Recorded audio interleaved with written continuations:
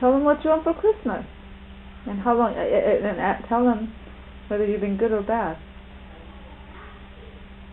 Do I say, I want a basketball hoop?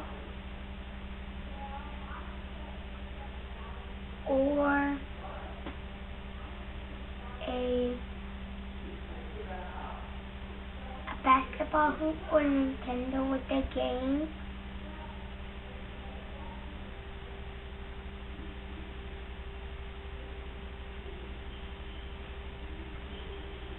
But do you deserve it? Yeah. Why? I've been good. You think so? Have you been spanked this year? I'm not sure. Yeah. Then I guess you haven't been good. From Peter. From Peter? How about from Mommy? I can't remember. You can't remember? I remember. Remember because you hit Jessica? Is that true? Yeah.